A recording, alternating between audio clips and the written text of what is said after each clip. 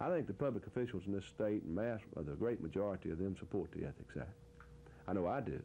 And not only do I support it, I think it should be strengthened. I think the Ethics Act should be given subpoena power. I think their investigators should be given arrest power. I think they should, I think they should be able to investigate anonymous complaints. There's something historic happened in this state as far as law enforcement is concerned in the past few months. We've had a legislature sit up there and take away from a law enforcement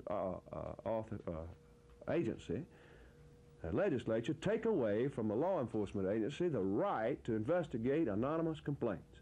If they took that right away from Montgomery Police Department or from the District Attorney's Office, it would severely jeopardize both agencies. And I'm sure that it has impeded and frustrated and hurt the Ethics Commission. And I didn't hear anybody in this state say a mumbling word about it. The Reagan-Bush supporters came out in large numbers, wearing hats and buttons, passing out stickers and posters, and eating hot dogs and drinking Cokes, all typical of a campaign kickoff, this one devoted to sending their men to the White House November 4th. Following the Pledge of Allegiance and singing of God Bless America, Republican supporters heard local chairman Emory Farmer blast the opposition.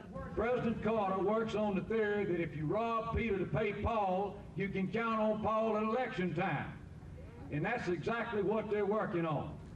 Now they're going to come up with every kind of promise that you can think of, every kind of giveaway program you can think of, every kind of program that has not been funded is now going to be funded between now and November the 4th to try to buy, through some political game, the votes that is necessary to keep them in there for 4 more years. And as I said the other day, I don't know about y'all, but I've enjoyed all this I can stand.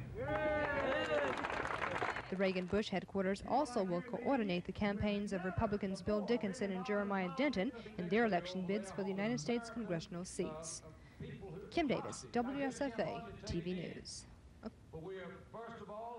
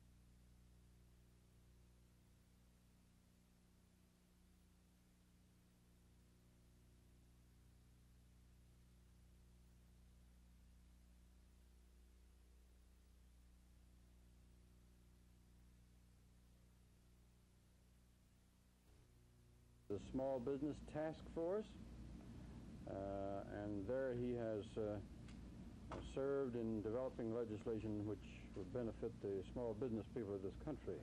For Senator Allen, I've admired the senators from Alabama. He has demonstrated common sense and guts and an uncommon ability and vision in attacking the problems of the future.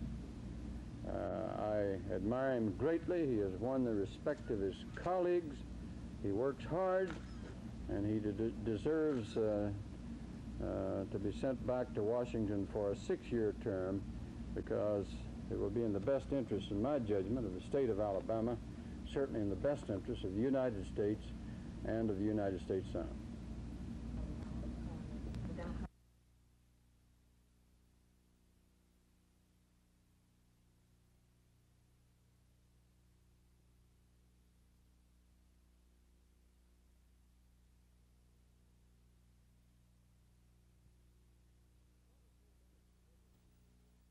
4 years ago.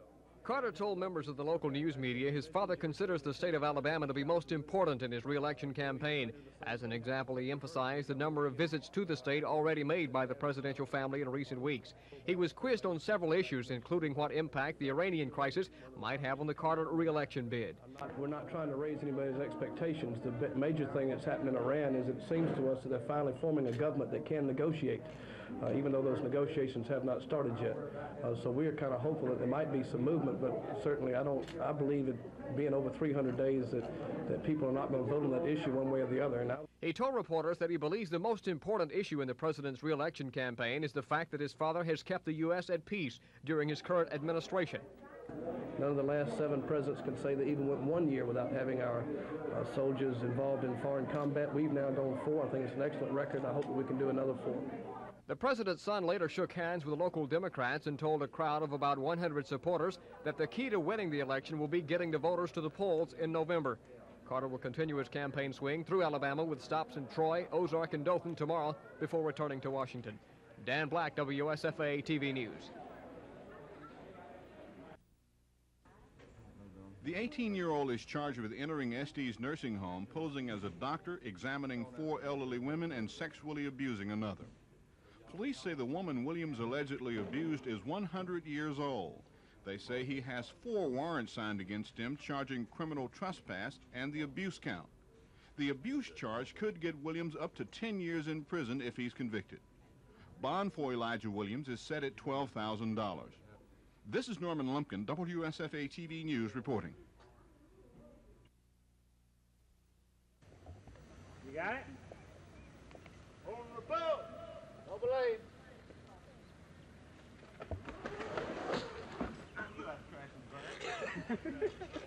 Yesterday, I bet we had a whole time. Good job. Good job. That was a pretty one that time. Do it again now.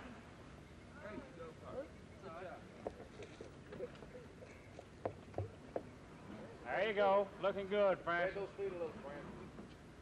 Yeah. Off the leg. How was that? Pretty good.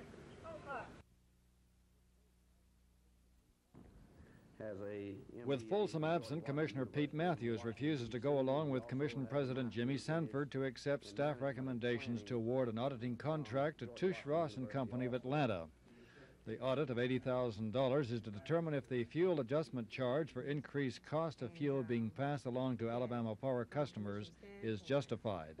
Matthews wants the full commission to vote on the audit contract. Agreeing all the time with you and what you said, and I'm personally satisfied with the report, but in the absence of a full commission, I'm going to withhold any action until we can have a full commission. I think the timeliness that we perform this audit is going to affect consumers on a day-to-day basis. The sooner we can get this done, the sooner I predict we can alleviate some of the problems. We're dealing with long-range effects. Sanford says he doesn't know when the commission will be at full strength. Matthews guesses it will be next week. George Mitchell, WSFA TV News.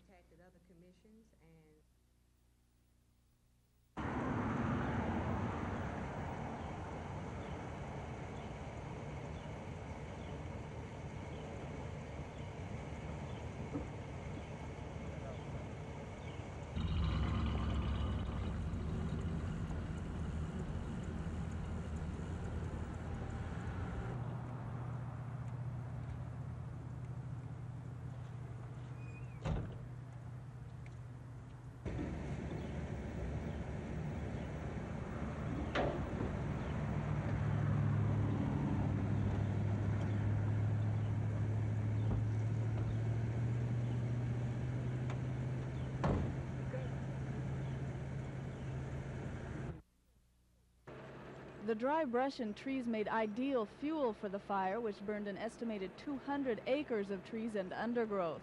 The fire threatened houses in the Madison Park area, and some residents watched closely, prepared to evacuate if the wind blew the fire any closer. It took firefighters almost 3 hours to control the blaze. One method they used was to cut a break in the brush and set backfires on the other side. This method was successful as the flames moved toward each other, helping the fire burn itself out. Temperatures in the 90s didn't help firefighters, who had to rest periodically in order to avoid heat exhaustion. The blaze was finally extinguished and no one was hurt. There's no word yet on how the fire started. Lisa Nielsen, WSFA TV News. They go to the home, they talk with the individual administration program. Now, another positive benefit is that we found that many of them have good public relations. We think, too, that as a result of Island Special Funnel, another channel in which to funnel that problem to speak to the county. They know that the Inspector General is coming to visit. Yeah, there are quite similar. They have a similar program, but the way they administer them tends to vary from one state to the other. In other words, it is just a question of details that vary. The basic aim is about the same. What will you be taking back to Nigeria when you go? Well, we'll take this back and then try to relate it to our own peculiar problem and then apply it as it is related to Nigeria.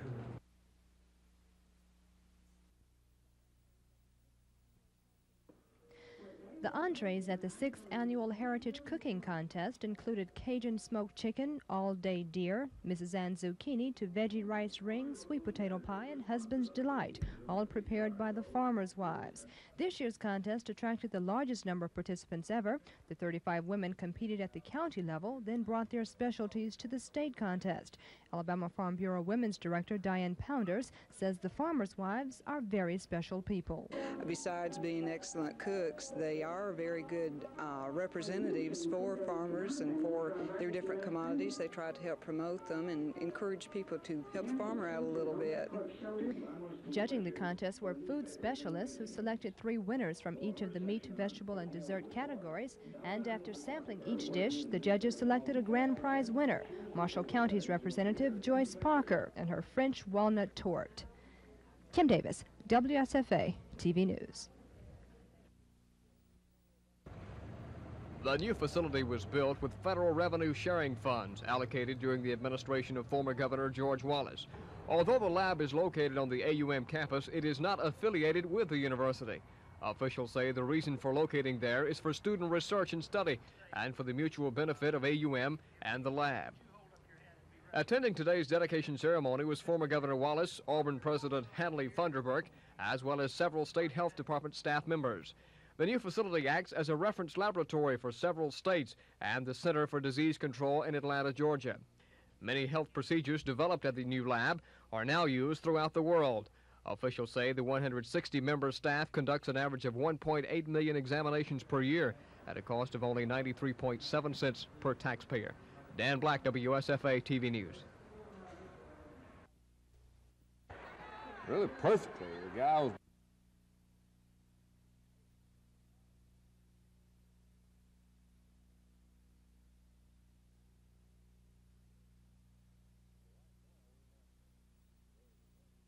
Well, right now we're not ready to name one, Phil. Joe Sullivan is still our quarterback until we find out about our other guys, and we don't have any way of knowing until a few days from now. Tell us about Duke. Well, Duke is a team that played very poorly in their opening game, lost to East Carolina, but that's very deceptive, very deceiving. They always have some quality athletes. They're able to recruit some high-caliber athletes. They haven't had a lot of them in recent years. They're very capable. They're talented at receivers. They have a passing quarterback. They have some big, strong people in there, both lines, and they move pretty well. They're not as fast, I don't think, as TCU at the skill position, but they have some capable players. And they have baited a trap for us by playing poorly, and now they've had 2 weeks to prepare. I'm sure they'll change some things. So we're expecting a tough football game. Well, I don't think there's any question about it, Phil. He's really made a great contribution to the team already. I think the team believes in him so much. I think they were able to change the personality of the team a little bit. I think in a final analysis, it's still the Earl Campbell show. It has to be because he's such a great running back. But in conjunction with that, well, I think that Kenny is so sharp, so precise, so understanding of what they can do, what they can't do with his ability, and also Earl's ability, that I think he's going to make a tremendous difference. They're trying to get in the Super Bowl with him, aren't they? Well, I think that was the purpose of the trade. I think they felt that they came as close as they could possibly come with the situation the way it was, and now they feel if they've ever had a chance to get to the Super Bowl, this would be the time. How about our guy Bart Starr? You think he's in real trouble up there? Well, I really don't know. I played in a couple of golf tournaments there in the summer, Phil, and like any place where you don't win, why the natives get a little restless. I sincerely hope that Bart can survive that situation. I was pleased that he got off to a good start in the initial game of the season. I think he won a game whereby nobody thought he would win. But there's a long way to go, and if he can get his people healthy, he can still hopefully do a good job and survive it. You available for the job? Oh, I'm not available. I'm just very happy doing what I'm doing, Phil, very honestly. And if the right kind of a situation came up and it was something special, well, I would consider it. But I don't want to get back into coaching just to get back into it. Having too much fun, huh? Well, I'm having a lot of fun, and I'm still involved in football in a great way. I'll do 55 or 57 games for CBS television and radio this year. And so I'm more involved now than I was when I was coaching. I'm still in the arena. It's a little different seat in the arena, but it's still in the arena. It's a lot of fun. And again, if it was the right kind of a thing, Phil, with the right kind of an opportunity to win, the right kind of control, like I had in Kansas City, why then I would possibly consider it.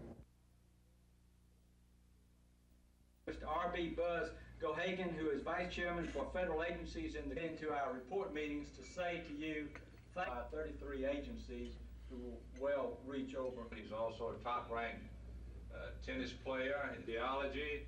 He later attended... His volunteers might get the job done. We all perceive it differently. I'm proud of my young lieutenant for kissing the beautiful girl, but why did she slap me by mistake? And he was the young lieutenant, the only man on the car who really knew what happened, because in that darkness, he... Two famous outlaws. Named Jesse and Frank James, and they're one of them both. So. You know, that would fit just right. What was that one? Anything on that one? On that one? Excuse me? On that one? On that one, yeah. Okay. Where's your comment? No, we just wanted to get some shots of him shaking hands and okay.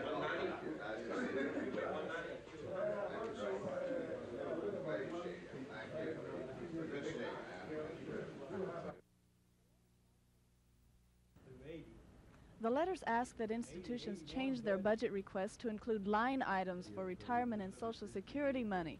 Under the present method, these monies are lumped together with other fringe benefits, so state budget makers have no way of learning how much money goes to each department for the individual retirement and Social Security programs. McCorkadale calls the line items a management tool. He says it will help administrators realize how much fringe benefits cost when they hire someone, and that it could save money. Because we don't know where the crossover is between your federal monies that are going to employ people or your state funds. And the feds will make some additional appropriation to participate in that if we can identify properly. McCorkadale stresses that the new procedure won't affect the amount of money paid for retirement or Social Security, but it will help in preparing the 81-82 budget, because he says you can't appropriate money if you don't know where it's going. Lisa Nielsen, WSFA TV News. Primary election Siegelman says Anderson's petition of more than 5,000 registered voter signatures is being verified by some probate judges. And although there are indications that 20 to 30% of the more than 9,000 names submitted to his office don't match names of qualified voters, Anderson's name should appear on Alabama's ballot in November. We do have until the 29th to complete that certification process, but at this point it appears that he will have more than enough signatures to qualify himself for a position on the November 4th ballot. Siegelman says President Carter has requested his name and that of Vice President Walter Mondale appear only on the Democratic ticket. The mostly black National Democratic Party of Alabama wants their names on its ballot. And I have received this mailogram, and I'll read it to you. While I appreciate the support of the National Democratic Party of Alabama for the Carter-Mondale ticket, I ran for and won the nomination of the National Democratic Party, which is affiliated with the Alabama Democratic Party. Siegelman says 28% of the registered voters cast ballots in the primaries. He's hopeful interest will be higher in November. George Mitchell, WSFA TV News. Judges and the boards of registrars to do is to...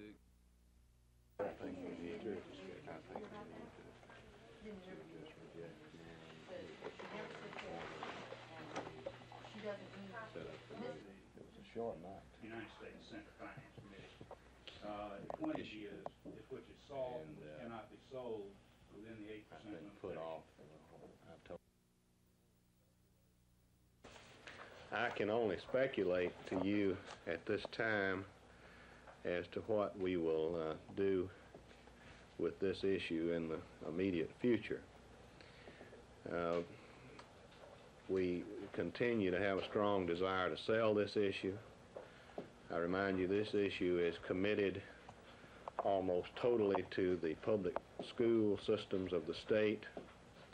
Their needs are quite obvious. The administration's interest in making this money available to them is quite strong, and I don't think will change. We have no ability to change the 8% ceiling. We cannot waive it. It is a statutory restriction. So our offering these bonds again, which we can do. Like I said, there are alternatives, and we've got a lot of work from today. We decided that with the additional 600 inmates in Elmore County, this would give us a total of 2,200 inmates in Elmore County, which is approximately 40% of our inmate population. And we feel like this would not be in the best interest of the department, the state, or Elmore County. And so we will continue to look at our other alternatives that we've been working on for a location for the 600-man facility. I'm committed, the governor's committed to eliminating state prisoners in county jails. And we're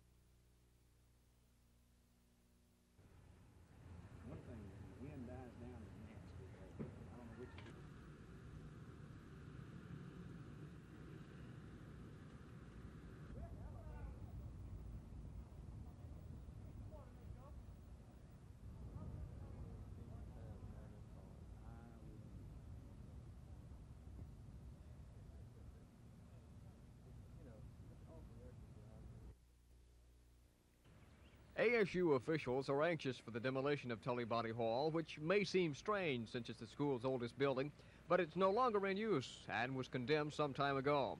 The building was built in 1905, and it's showing its age, with cracks in exterior walls and boards over most windows. Adjacent to the old structure is a new Tully Body Hall, Phase 1 of the school's new Fine Arts building. Plans are for Phase 2 to be built on the site of the old building. ASU spokesman John Knight says the old Tully Body Hall is holding up progress, and restoration for university use is unfeasible. But the Montgomery Historic Council says it's an important historic site which should be preserved. It was found from architecture standpoint and from an engineering viewpoint that it would just be too costly to try to renovate Tully Body, and the decision was made to try to go forward with the second phase of it. You're talking about in excess of $2 million for a renovation project, and thus far no money has been forthcoming for the renovation of Tully Body building. Both the university and representatives of the Historic Council appeared before the City Council, with discussion of the issue lasting until midnight. The council took no immediate action, but instead tabled the subject for 60 days in an effort to give both ASU and the Historic Council a chance to negotiate a proposal. Dan Black, WSFA TV News. Lake Martin residents voiced major objections to the lagoon-type wastewater treatment plant, saying the water used in the sewage plant will be dumped into the lake, which they use for drinking, fishing, and recreational purposes. They claim the water won't be chemically treated. Though they've been told by the State Water Improvement Commission and Federal Environmental Protection Agency officials that the water will be safe to use, residents say it's the idea they don't like. They've tried to tell us that it's going to be safe to drink, but you can ask them the question, would you drink the water? And Alabama Parks and Recreations said, well, put to me that way, no. So Mr. James War said, well, I don't think I'd be afraid to drink it, but, you know, I don't think, and just straight out, no, I wouldn't be afraid to drink it, are two different things. It's the very idea. It's repulsive to us to drink it and to play in it. The state's Water Improvement Commission officials say the treatment plant has been approved by the Commission and the EPA. They say the water quality standards will be maintained after construction of the facility, which they say is used by numerous municipalities and parks throughout the state. A public hearing scheduled for tomorrow is expected to be attended by the residents of Lake Martin and state officials. Kim Davis, WSFA TV News. Well, all the impressions I have of John are great. I knew him in high school. I've known him I guess I've known him 5 years now, and he was a nice youngster then, and I've seen him play football, and he's a terrific football player. He can beat you so many different ways. He can beat you by accident, and a lot of people can do. They have some other kids can beat you by accident too. They have a couple of backs, and what I mean by that is a broken play, you pick up a fumble, but everything I know about 4K is super. Coach, I have to ask you, Alabama ranked #1 this week. Was there a reaction from the team? Oh, I don't think so. Of course, that's a goal and everything, but we're not #1 in the state or the county yet, maybe the county, but I do think that, based on record, that we should have had consideration for #1, because if you're the champion, well, you should have some consideration until you've been beaten. But our players know that we haven't had any #1 performances in practice or in the game. Our players they're bright. Brown's appearance here is an effort to drum up support for the upcoming Black College Day in Washington, D.C. He says the September 29th rally signals the beginning of a long-term effort to revitalize interest in the nation's 107 traditionally black colleges and to draw attention to the threat of their continued existence. Brown says the rally will focus on countering opinions of those who believe that black colleges are inferior and unnecessary. He says 30% of all black college students attend a mostly black college, but more than 50% of black college graduates overall come from these schools. About 7 out of 10 blacks at white colleges never graduate. Brown claims bureaucrats, black and white, at the Office of Civil Wrongs, not Civil Rights, in the Department of Education, are carrying out plans which turn black colleges white and keep white colleges white. George Mitchell, WSFA TV News.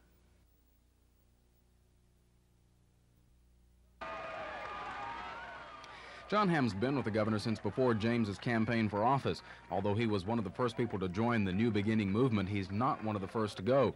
Hamm became one of at least a half-dozen top administration officials to leave the governor's staff for one reason or another. Hamm's announcement was released today and only indicated that people's interests change with time, and now was his time. Hamm has been unavailable for comment, and it's not known what Hamm has lined up for the future. Governor James is also out of town and not available for comment, but the governor's administrative assistant, Bobby Davis, says he's surprised at Hamm's decision and hates to see him go. Davis denied that there was any internal pressure on Hamm to resign, but he does say that the pressures of state politics could have played a part in Hamm's deliberations.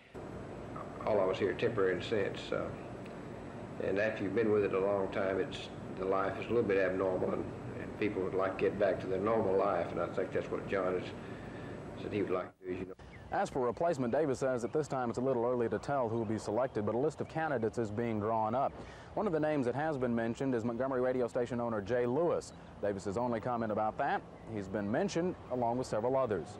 Chris Grimshaw, WSFA TV News at the state capitol. Montgomery's adult basic education program had previously offered both daytime and nighttime instruction, with funding coming from the state's Special Education Trust Fund and from the federal government's Adult Education Act. This school year, funding was cut by 5%, and Montgomery was forced to discontinue the nighttime courses, resulting in a cut of 4 part-time instructors. The federal funds and the state allocation is the same this year, but we usually have some carryover monies that systems do not use. Last year they used more of their carryovers than in the previous, so we had less total money to allocate this year. And then if you had the same amount with an increase in salary and equipment and materials, the money just doesn't go as far. Officials are trying to find ways to increase funding and reinstate Montgomery's nighttime program. Dr. Walden says one possibility is an increase in federal funds, but that money won't be available until the 1981-82 school year. Cassandra Taylor, WSFA TV News. Sources say investigators checked into 7 allegations of sexual abuse of patients at SDs by former staff members during a 12-month period of time. The charges include claims of sexual abuse of a wheelchair-bound teenage girl who suffers from cerebral palsy. Other alleged victims of the abuse are an 80-year-old patient and a 23-year-old paraplegic. I've been told by investigators that one big problem in this case is the fact that most of the victims can't talk or have the mental capacity of infants and are not expected to aid prosecutors if called to the witness stand. Sources also confirmed that at least 7 cases are involved and 5 patients may have been abused or molested by 2 former orderlies at the nursing home.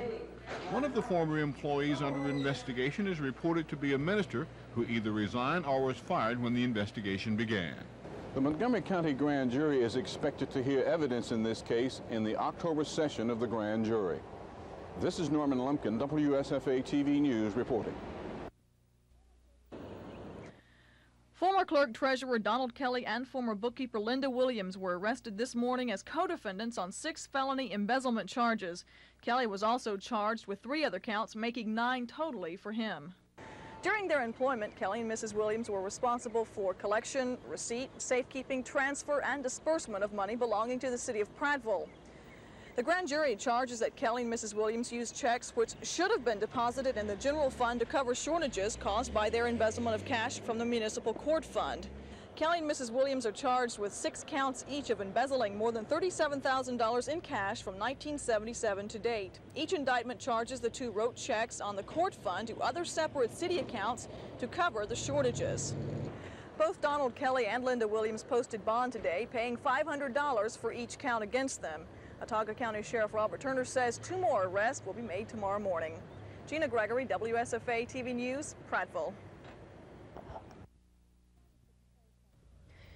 Why was the proposed site chosen? What are the hazards of the wastewater treatment facility, and what were some of the other alternatives? These were among a number of questions posed to state officials. The answer, says AWIC Representative Bill Manesco, the site was chosen because it's located at the safest point for waste disposal. The hazards, such as waste pollution to one of the cleanest lakes in the South, are nil because of the long retention process in the 3-cell facility, which meets Environmental Protection Agency standards.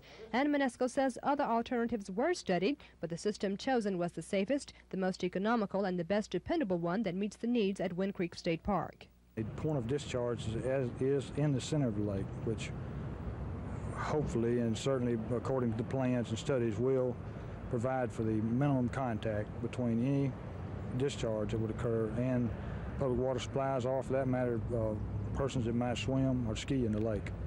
Although questions concerning the lagoon-type wastewater system were answered by AWIC officials, Lake Martin residents still object to the facility.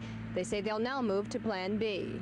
Whatever Senator Little advises, I think we're going to have a committee to meet with some of the water commissioners or something like that, and then maybe get an alternative plan that he can introduce. They were not aware that any water, any drinking water, was coming out of the lake when this was planned, so I think that should be a big factor.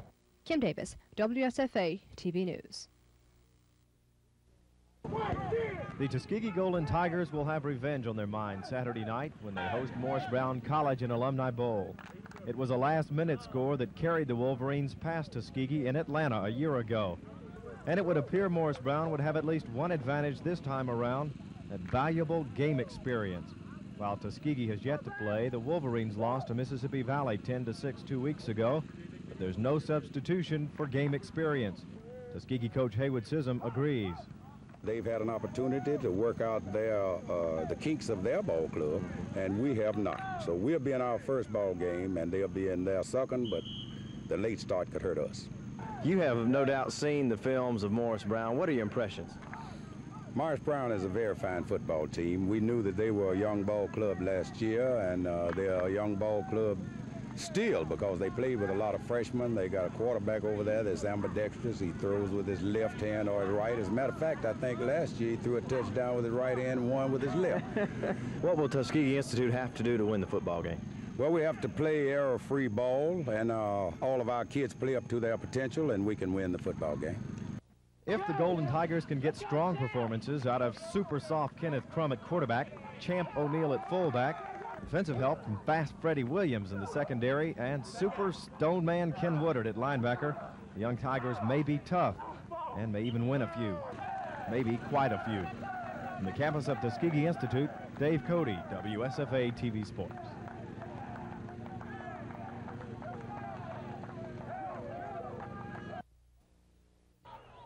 The Volunteers' only mistake of the first half cost them an initial touchdown. Curtis Stewart fumbled into the end zone. The Tigers recovered for a touchback.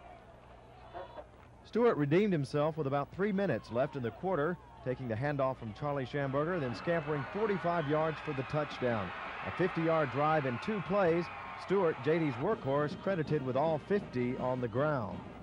The Vols padded their lead to 14 points with 8 minutes left in the half. Fullback Calvin Scott dragging tacklers into the end zone from 11 yards out. JD's next score, a 7-yard scamper by Stewart, was set up by this brilliant punt return. Johnny Pannone retreats to his 34, then weaves his way up the left sideline, right in front of the Vol bench, finally being brought down at the Tuskegee 31. And with just 1:12 showing in the first half, Curtis Stewart added his 3rd touchdown from the 2. The Vols led 27-0 at the half. Featured at halftime tonight, the Troy State Sound of the South Marching Band, all 280 pieces. Directed by Johnny Long, quite a performance tonight from the Troy State Marching Band. Dave Cody, WSFA TV Sports.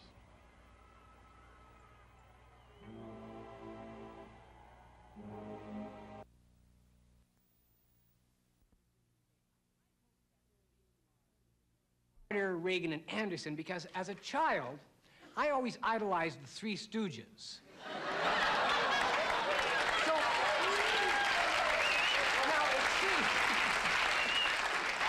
Now look, they seem to not be able to decide whether to allow Anderson to join them. Here's the way I think it should work. Carter and Reagan debate, and Anderson do the sign language for the deaf. That would solve some problems, wouldn't it? Then you could do Carter and Anderson debate, and Reagan could do the sign language for the dumb.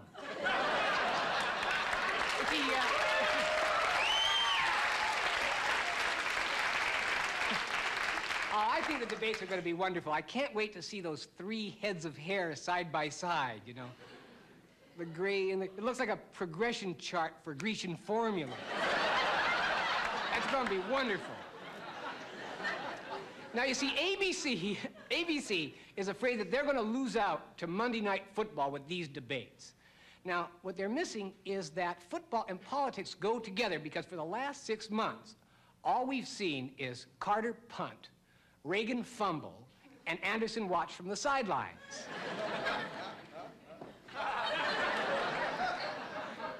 You're beautiful. Now look, we know that there is, we do know that there is a strike out there. We saw it on the Emmys last night, you know, when you saw stars who you normally see on the Joe Franklin show. You know that something has happened. Well, the strike is the talk of Hollywood. Now, we don't know what's going to happen on television. CBS and ABC are upset because they're going to have to rerun shows. But NBC is kind of pleased because no one saw their 1979 season anyway. So, why not?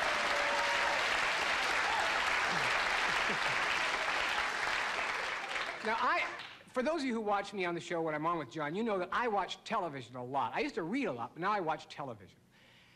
And the trend that I cannot get over is the jeans commercials.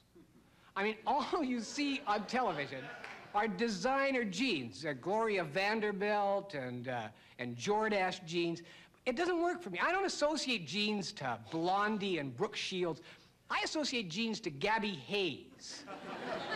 You know, it's a whole different feeling. See, what they do, there's a real point to the commercials.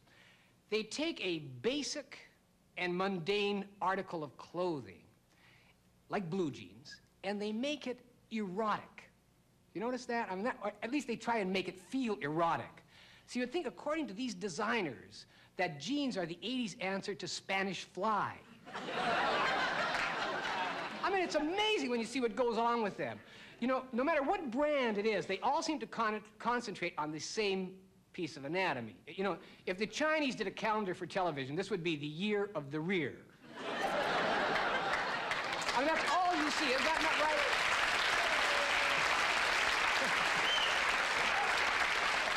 I can't wait to see everyone cash in on this. Jane Russell did her Cross Your Heart bra commercial, so I'm sure Charles is going to do her Cross Your Heart buns commercial.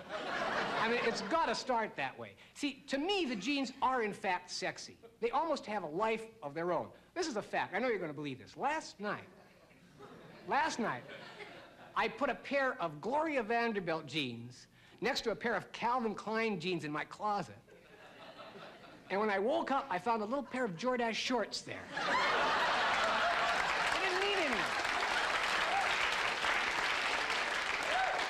You see, when I was a kid, this is a whole different world for me. I don't get kids anymore. When I was a kid, jeans had a little elastic band, you know, and then you wore red flannel things that you used to be able to roll up. And now they show 10-year-olds where this guy looks at this blonde 11-year-old girl, you know, he looks deep in her eye and goes, "Hey, you've got the look. I want to know better." So when the teacher comes in, instead of milk and cookies, you think they're going to have an orgy. Enough of that. No, jeans become the sex object. I know some guys who wouldn't see the Blue Lagoon because Brooke Shields was naked. They wanted to wait for a Calvin Klein commercial they could see Brooke Shields in jeans. That's really sexy. Another trend, oh yeah, the other trend I just wanted to comment before we go on is the country western trend. And that is all over. People are dressing in country western clothes, listening to country western music.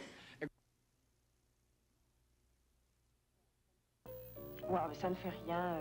Tell them to have the design in my London office on Thursday. Yes. Some people travel with credit cards. Some people have carte blanche.